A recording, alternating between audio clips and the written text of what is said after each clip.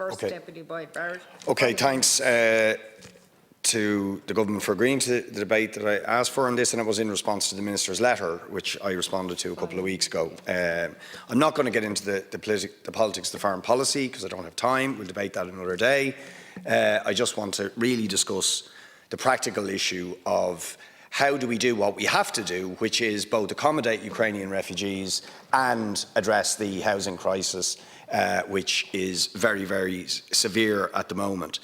And really what I want to argue with the Minister is we've got to make this a win-win, right? And we have to, if the current situation, notwithstanding all of our debates about previous policies and so on, if the current situation has prompted the government into doing extraordinary and unprecedented things, and if it is willing to consider extraordinary and unprecedented things, then I suggest that we do it to get that win-win.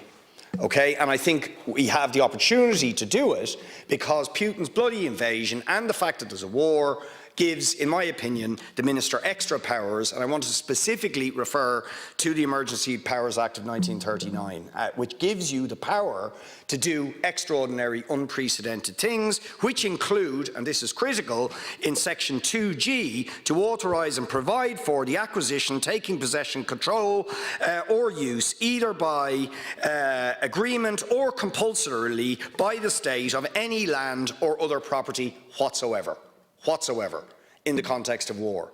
Now, I personally believe we should have used those powers before to get hold of vacant and empty buildings, but whatever about that debate, I'm appealing to the Minister to now use that power, because I think you are justified in using it. And in my area, I sent these as examples, but I just want to cite it. The Seamark building, go and look at it now on Google, 10,000 square metres, about 6 stories, it's been empty for a decade at Merrion Gates. Right? It's a scandal.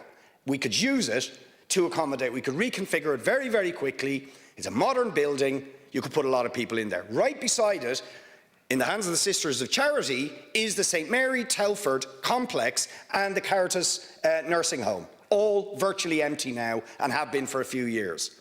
Whatever about the previous history of that, it is available. And there are other public and private buildings. So I'm saying I think we need to do this unprecedented thing. And simultaneously, using the same powers to get a higher proportion of, now I know legislatively you can get 10%, and I know you've upped it to 20% social and affordable, but I am saying, and I'm asking the Minister to seriously consider it, we need to get a higher proportion. If you just look at my area and you could drive along the N11, there are multiple apartment complexes near completion. In Cherrywood, there's huge amounts of property near completion. Now, I say that in the current situation, we we're justified, and you have the power to do it, purchase more of that, both for people on the housing list and for the other extra housing needs that we have. I think we have to do that now. Otherwise, we are not going to be able to deal with both the current housing crisis, which is at a very, very acute level. I mean, the reason you were saying, well, I was a bit late and I know you have to run off, I've just come from Dún Laoghaire Courthouse, where a young working man and his family are just about to be evicted by the council over a dispute over family succession. Now look, I'm not going to get into the rights and wrongs of the particular issue, although I think it's wrong. But it makes no sense to me, and this is the other point I want to make. Why would we allow evictions, no-fault evictions, let's put it that way, no-fault evictions in the current climate? Why would you allow it? Because it's going to put extra burden on the emergency accommodation, which we need for the refugees. So there's a win-win here. Stop the no-fault evictions on an emergency basis. I'd like to see it go further, but on an emergency basis, surely this is the emergency that would require that to happen.